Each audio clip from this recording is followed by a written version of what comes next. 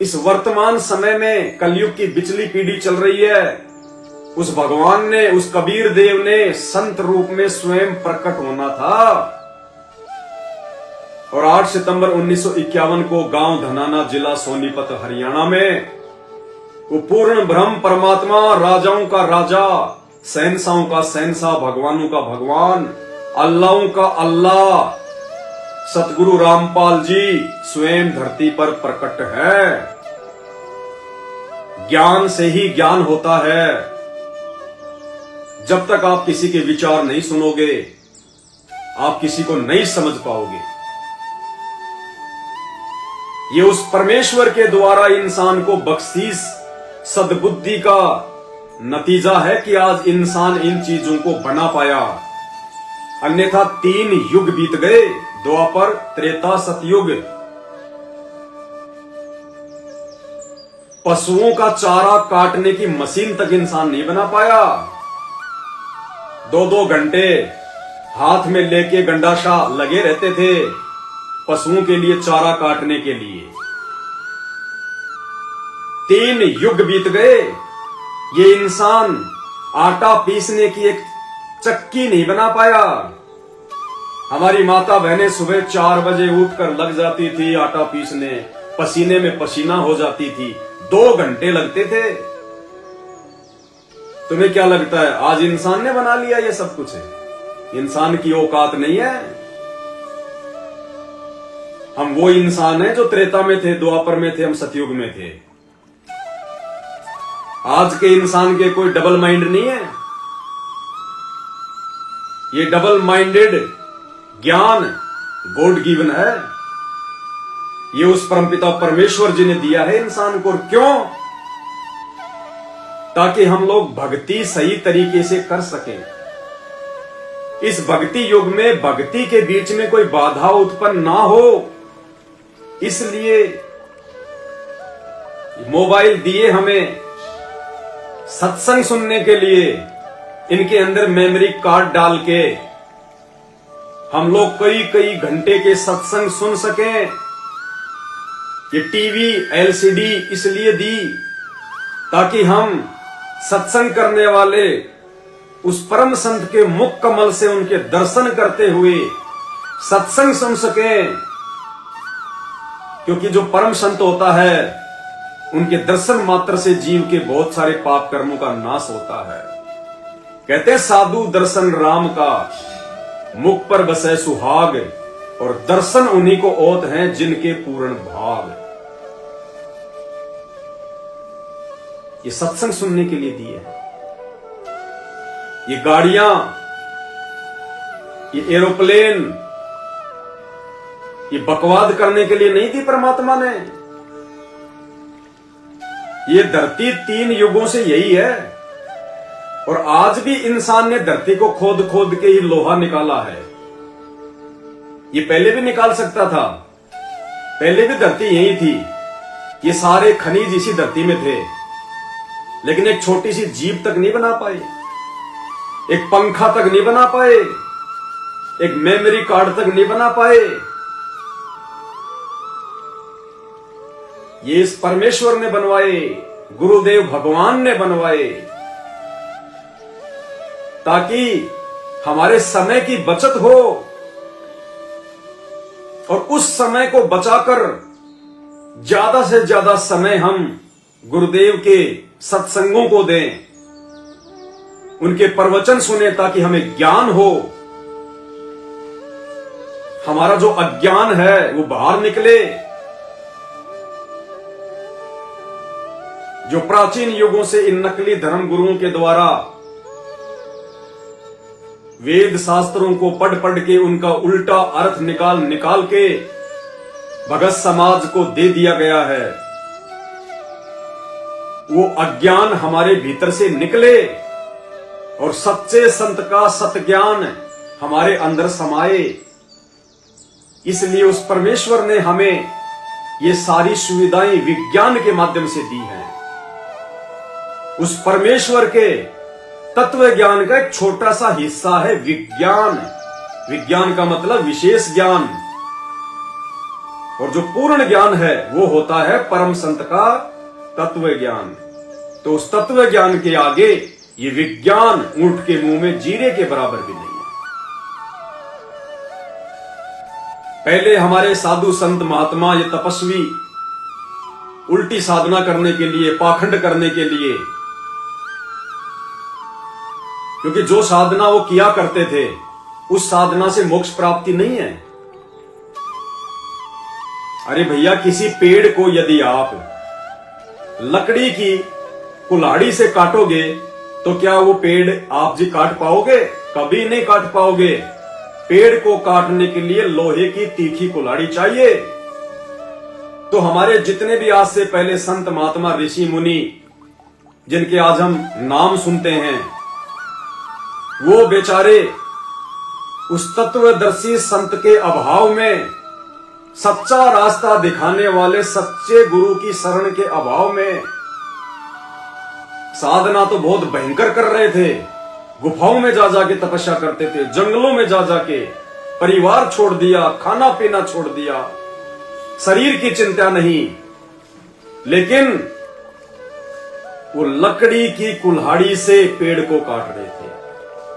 लकड़ी की कुल्हाड़ी अर्थात उनके पास में तत्व ज्ञान नहीं था, तत्व ज्ञान रूपी हथियार नहीं था उनके पास में काल के जाल को काटने के लिए।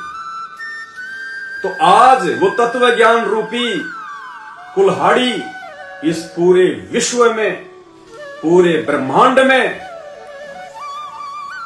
शिवाय संत रामपाल जी के अलावा किसी के पास नहीं है।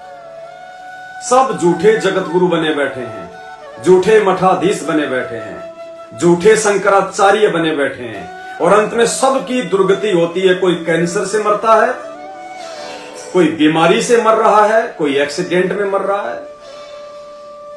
जब साधना करने वाले उन संत महंतों की ऐसी दुर्गति से मौत हो रही है, तो उनके द्वारा बताई गई उस साधना से आप और हमारा कैसे भला होगा, कैसे मोक्ष होगा? और इतिहास उठा के देख लो, कबीर जी के अलावा और कबीर जी के संतों के अलावा किसी भी सनातनी संत महात्मा की आरामदायक मौत नहीं हुई। सबको दुर्गति से मरना पड़ा है, सबको दुर्गति से।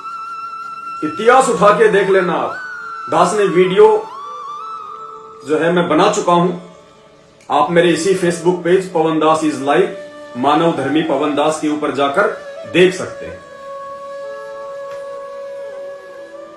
तो ये विशेष बुद्धि इंसान को सतगुरु रामपाल जी भगवान ने प्रदान की है। ये स्वयं पूर्ण ब्रह्म परमात्मा है। संत शिरोमणि सतगुरु रामपाल जी भगवानों के भगवान, आदि राम, अल्लाहों के अल्लाह, ये स्वयं है। इस भूल में ना रहना कि इंसान भगवान नहीं होता। इंसान भगवान नहीं होता, लेकिन भगवान इंसानों को समझाने के लिए इंसान ही बनकर आता है।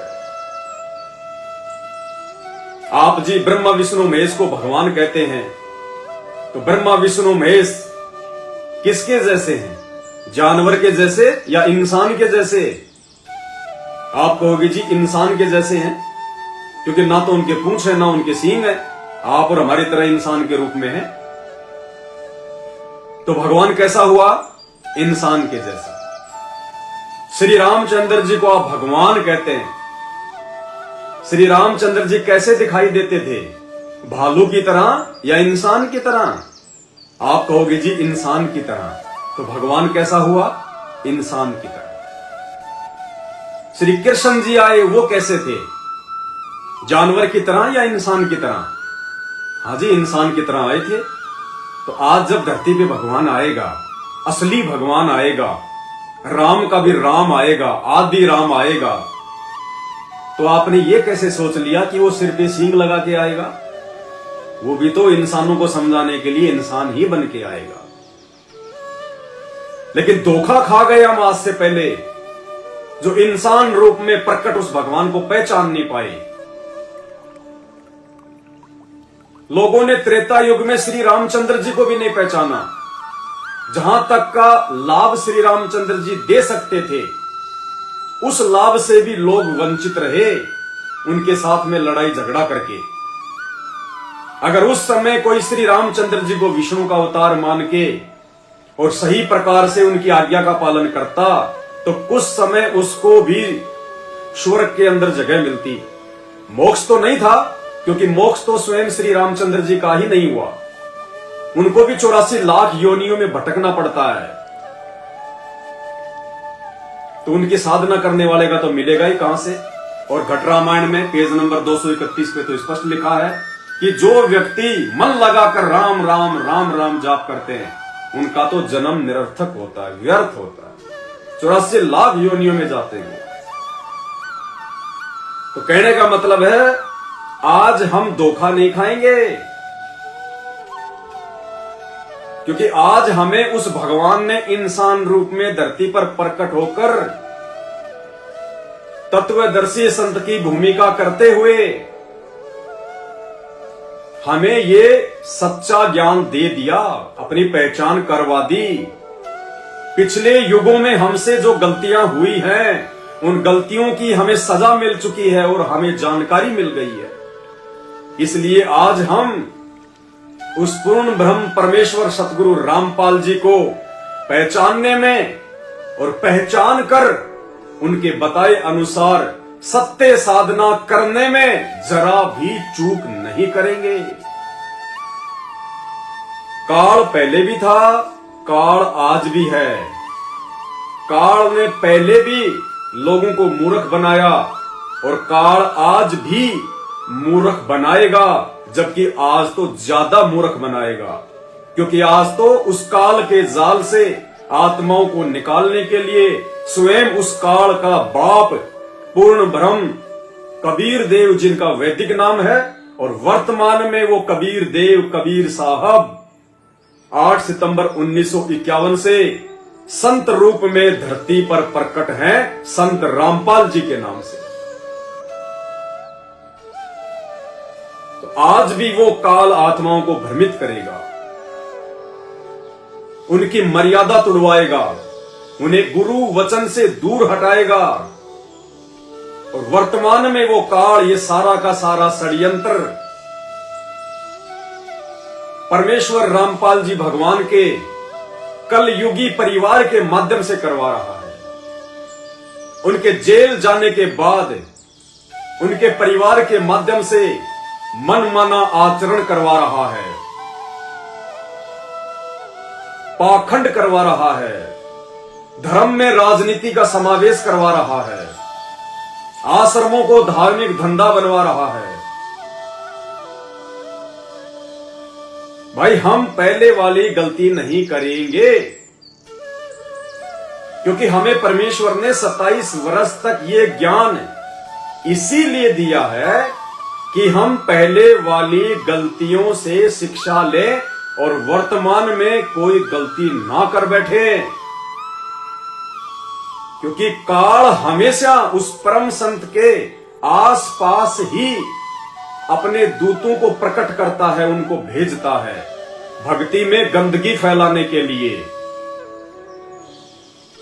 650 साल पहले जब यही कबीर परमात्मा, जो आज संत रामपाल जी के रूप में आए हुए हैं, जब ये अपने वैदिक नाम से आए थे, कबीर दास नाम से, कबीर देव नाम से, उस समय उस काल ने ब्रह्मा विष्णु महेश के पिताजी ने, जिसको प्रतिदिन 1 लाख सूक्ष्म मानव शरीर खाने का श्राप लगा हुआ है, जिस कारण से उसने अपने तीनों पुत्रों ब्रह्मा विष्णु महेश की ड्यूटी लगा रखी है।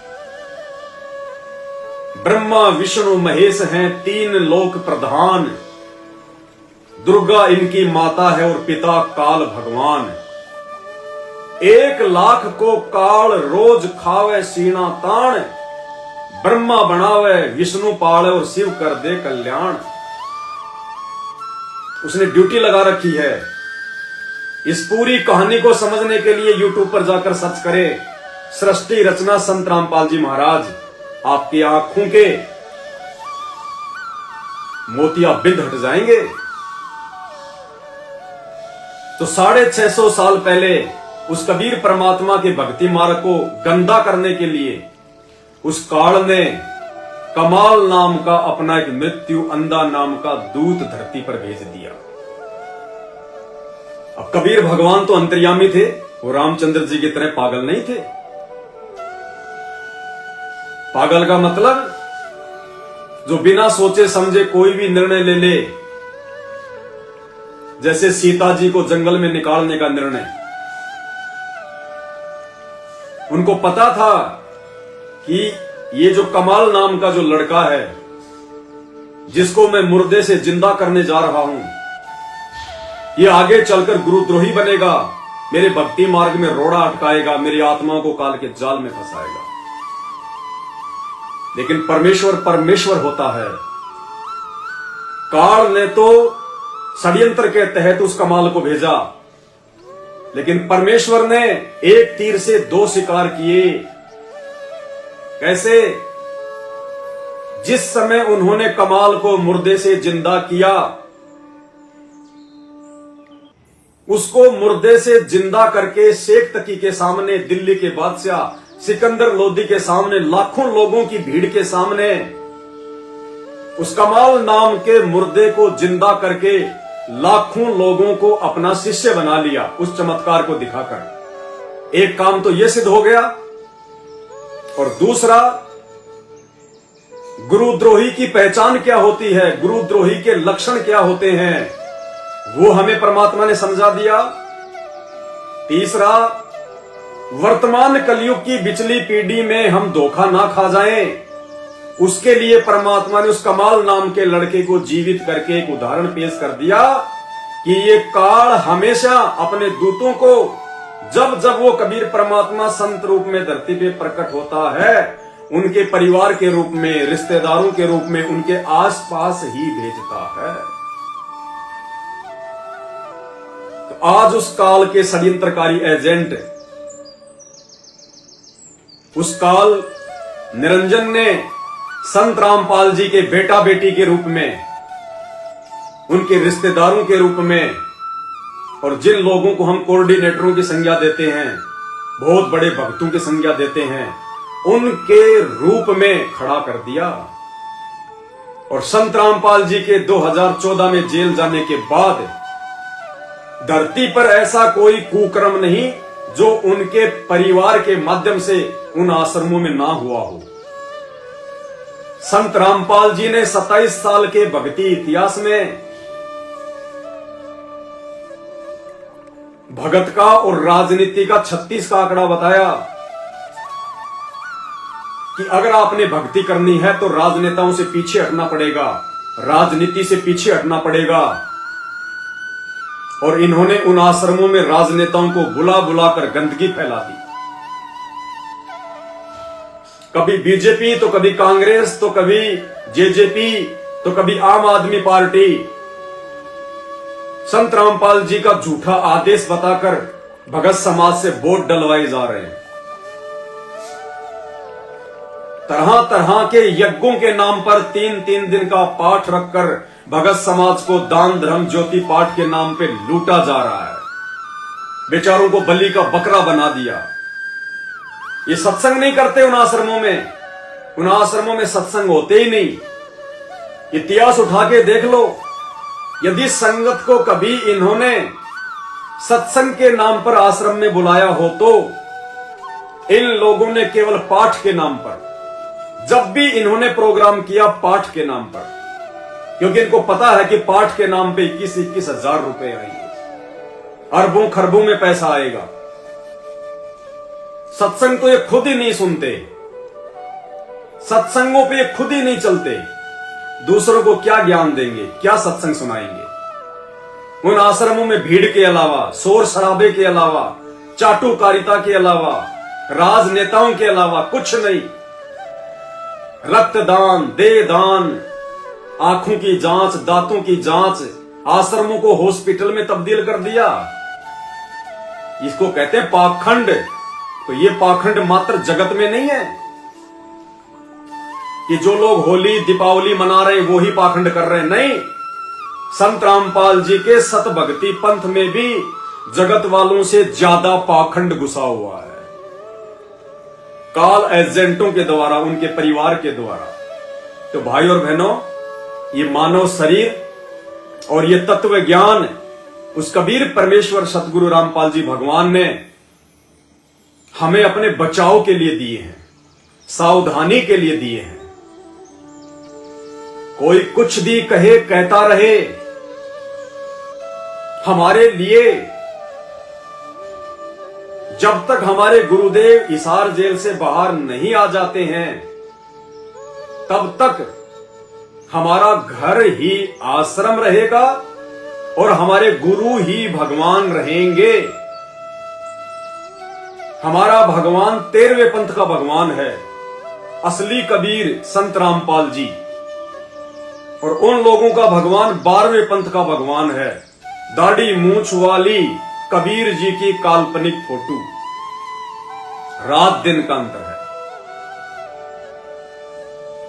हमारी फाउंडेशन, हमारी नींव ज्ञान आधार पर टिकी है। उन लोगों की फाउंडेशन, उनकी नींव झूठे और फर्जी पीले पर्चों पर, झूठे आदेशों पर टिकी है, ऑडियो वीडियो पर टिकी है। ये धोखा हम वर्तमान में नहीं खाने वाले।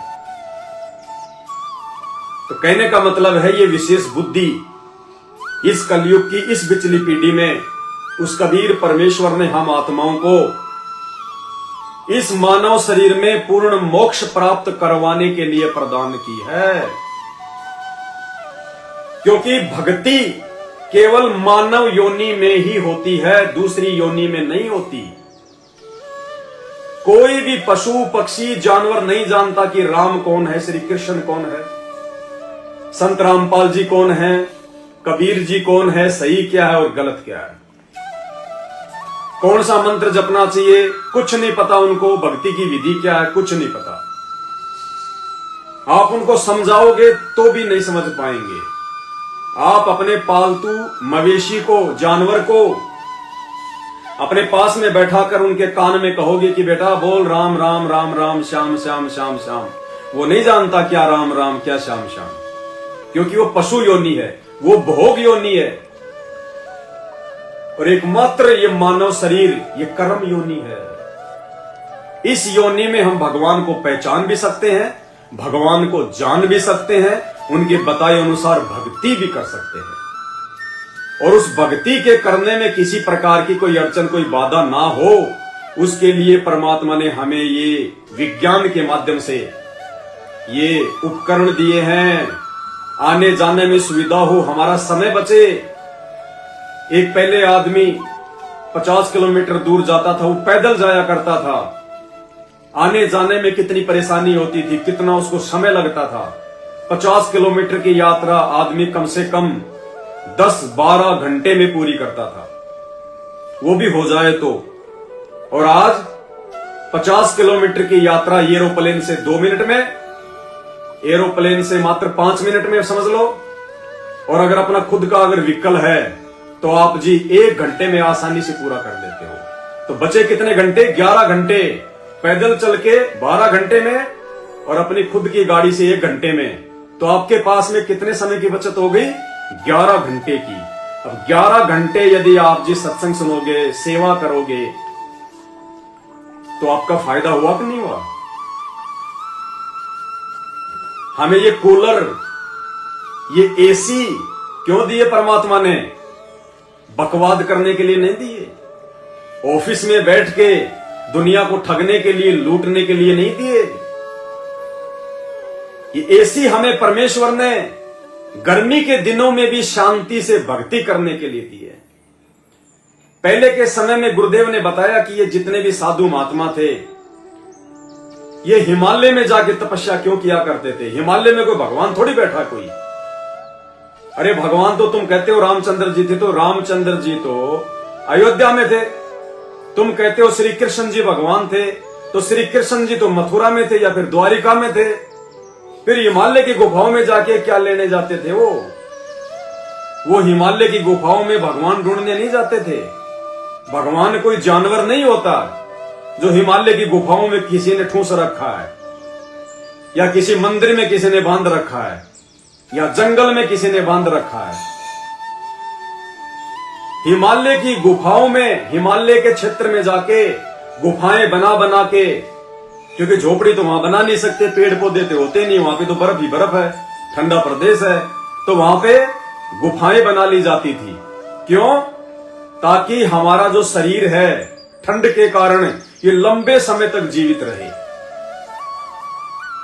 हम लोग गर्मी से बचकर शांति से भक्ति कर सके। मात्र वो ठंड प्राप्ति के लिए वो साधु संत महात्मा गुफाओं में जाके, हिमालय क्षेत्र में जाके भक्ति करते थे। और आज उस परमेश्वर ने घर घर को हिमालय बना दिया। 30-40 हजार में हिमालय बना दिया। एसी ले आओ, कूलर ले आओ, हर घर को, हर कमरे को हिमालय बना दिया, ये भक्ति के लिए। वर्तमान में इस विज्ञान का 99.9% प्रयोग बकवाद में हो रहा है, पाखंड में हो रहा है, भौतिक भागदौड़ में हो रहा है, भौतिक वस्तुओं की प्राप्ति में हो रहा है। लेकिन आने वाले समय में, और ज्यादा समय नहीं बचा, 2028 तक का समय है, बहुत थोड़ी जनसंख्या देश दुनिया की रह जाएगी, क्योंकि विनाशकारी समय है। भविष्यवाणियां पहले हो चुकी हैं। देश दुनिया की वर्तमान स्थिति से आप जी भली भांति परिचित हैं कि कैसे आज दुनिया ये परमाणु बम बना के, हाइड्रोजन बम बना के, जहाज बना के, बेड़े बना के, जंगी जहाज बना के, मिसाइलें बना के, गन्स बना के, दुनिया भर के जहरीले केमिकल बना के, कैसे आज पूरी दुनिया बारूद के ढेर पे बैठी है। और 2 जगह चिंगारी लग चुकी है, रसिया यूक्रेन, इजराइल हमास। और इन 4 वर्षों में यह चिंगारी पूरे विश्व में फैलेगी। कई देशों का तो नामो निशान मिट जाएगा नक्शे से। भविष्य मालिका के अनुसार पूरे विश्व की जनसंख्या मात्र 30 करोड़ रहेगी, 30 करोड़ या फिर 60 करोड़, कुछ ऐसे ही बताई जाती है। बचा सकता है भगवान, कोई बड़ी बात नहीं। परमात्मा धरती पे प्रकट है संत रामपाल जी के रूप में। वो साहेब धरती पे प्रकट है, और परमात्मा उसे कहते हैं जो पल में कुछ कर दे, कुछ भी कर दे, होनी को अनहोनी और अनहोनी को होनी, संभव को असंभव, असंभव को संभव, मुमकिन को नामुमकिन और नामुमकिन को मुमकिन। उसे कहते हैं आदि राम, पूर्ण ब्रह्म परमात्मा। और वो अल्लाहों का अल्लाह, परमात्माओं का परमात्मा आज धरती पर संत रामपाल जी के रूप में विद्यमान है। वो कुछ भी कर सकता है यदि दुनिया चाहे तो। और दुनिया कब चाहेगी? जब दुनिया उनका ज्ञान सुनेगी, उनके सत्संग सुनेगी, उसके बाद ही दुनिया इन बुराइयों से दूर हो सकती है। उनसे दीक्षा लेकर उनके वचन में चलने से वो परमात्मा इस महाविनाश को भी रोक सकते हैं। वो विधि के विधान को रोक सकते हैं। वो प्राकृतिक आपदाओं को रोक सकते हैं, क्योंकि वो समर्थ है। उससे बढ़कर दूसरा शक्तिशाली जहान में कोई नहीं, यदि दुनिया चाहे तो। क्योंकि कहते हैं साहिब से सब होत है, बंदे से कुछ नहीं। साहिब यानी भगवान, और बंदा यानी इंसान। राजा भी इंसान है, मंत्री भी इंसान है, भिखारी भी इंसान है, देवता भी इंसान है। आप और हम तो है ही इंसान। क्योंकि साहिब पूरी कायनात में केवल एक ही है। मुसलमान जिसको अल्लाह कह देते हैं, हिंदू जिसे भगवान कहते हैं, ईसाई जिसे मसीह कहते हैं, वो एक ही है। और वो साहिब आज संत रामपाल जी के रूप में धरती पे प्रकट है। तो कहते हैं उस साहिब से सब होत है और बंदे से कुछ नहीं। वो राई से पर्वत कर दे, फिर पर्वत से राई। इतनी समर्थ शक्ति, और उनकी लीला कितनी गजब की। आज कौन कह दे कि वो भगवान, वो परम शक्ति, वो साहब संत रामपाल जी हो सकते हैं जो देशद्रोह के झूठे मुकदमे में, मर्डर के झूठे मुकदमे में हिसार जेल में बैठे हैं। लोग हंसी उड़ाएंगे, मजाक उड़ाएंगे कि वो जेल में बैठने वाला भगवान कैसे हो गया। अरे तो फिर द्वापर युग में जेल में जन्म लेके पैदा होने वाला श्री कृष्ण भगवान कैसे हो गया। त्रेता युग में 14 साल की जंगल में जेल काटने वाला, जिसको हम लोग वनवास कहते हैं, वो कैसे भगवान हो गया। 12 साल सीता जी रावण की जेल में रही, वो कैसे माता हो गई। 33 करोड़ देवी देवताओं को हराकर, ठोक पींद कर रावण ने अपनी जेल में ठूंस रखा था। शनि देव को तो जब रावण आसन पे बैठता था अपने पैरों के नीचे रखता था, मोदा पड़ के पड़ा रहता था, ओंदा शनि देव, जिससे आज पूरा हिंदुस्तान कांपता है। उस शनि देव को रावण अपने पैरों के नीचे चौकी बना के रखता था। तो भाई वो देवी देवता कैसे भगवान हो गए, रावण की जेल काटने वाले। इतिहास गवाह है। भगवान जब लीला करता है तो ऐसी करता है। और राम और श्री कृष्ण जी का तो इतिहास बन चुका है। वो कहां तक के भगवान थे, कितनी उनके पास ताकत थी, कितनी उनके पास समर्थता थी, और कितनी उनके अंदर बुद्धि थी, कॉमन सेंस थी, उनके तो इतिहास बन चुके हैं। संत रामपाल जी का तो खेल अभी जारी है, इतिहास बनना बाकी है। और ये संत रामपाल जी वो इतिहास बना के जाएंगे जो इतिहास आज से पहले 4 युगों में ना किसी देव ने बनाया, ना किसी महादेव ने बनाया, और ना ही संत रामपाल जी ने आज से पहले कबीर रूप में आके बनाया, ना मुनिंदर ऋषि के रूप में आके बनाया, ना करुणामय ऋषि के रूप में आके बनाया, और ना ही सतयुग में सतसुकृत ऋषि के रूप में आके बनाया।